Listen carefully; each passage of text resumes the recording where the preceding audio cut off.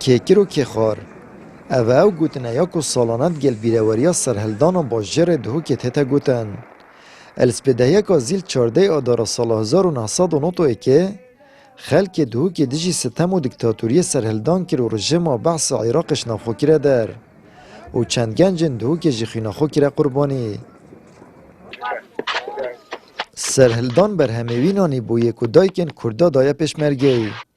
وی خوینه بویا کو پشمرگی کردستان رشتی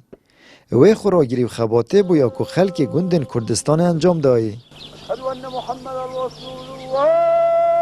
لی در انجام سرهلدان گوهرین دستالات کستمکار یا بیانی دستالات کستمکار خمالیب دو مای کاد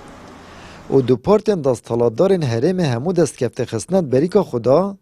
و پشت خدا ملتی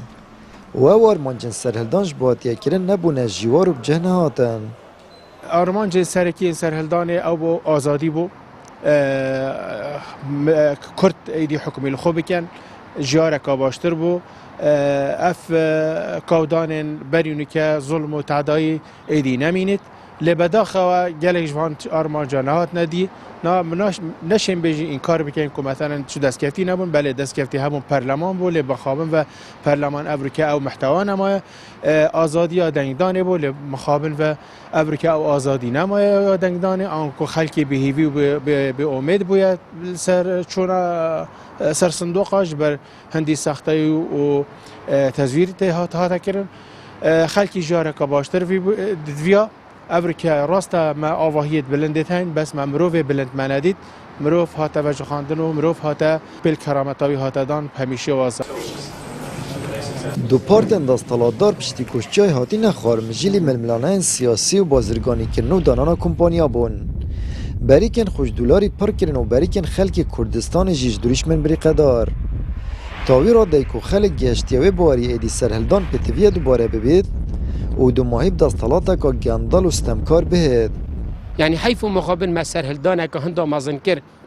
ما مصدرين دكتاتوري يعني الشرق الاوسط ام بيجين ما لادا كدا اف ستما واف دكتاتوريات واف تعدايل سر ما نمينيد يعني مع الاسف فيجا في هريا هي بس بغير رنجه بغير نوفا بغير طامه يعني ام حسناك يعني وهيفي كاين اف نمينيد وسركرداتيا كردي الخب زفري تفا وجارك دي مراجعات خب كتفا وبري خب تفي خلكي تشنكو هر اف خلكي بشيت جوهرينا بكت ودي جوهرينا كت مخابن اس وي هزري بكم تسري خد جارك دي اسر هلدانا كدي بكم حيف مخابن والمهاتي حيف مخابن يعني مع الاسف فيجا في يعني باشترين دلي چند فقيريا برمشبوي چند هجاريا برمشبوي اف همين نشانه چنه همین نشانه ندادی یا دست حالات کردی الخلق کرد وره تو خدان مال بی توی برسی بی تو خدان مال بی توی تینی بی تو خدان مال بی توی بی پاره بی توی بی کار بی توی بی شول بی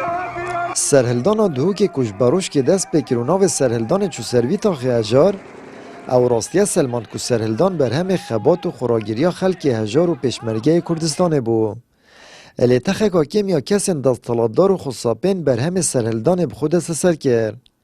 لما خلک هرم و کردستان ها هزر شورش و سرهلدان کانید کن آمد بریفکانی کنال آسمانی پیام دهوک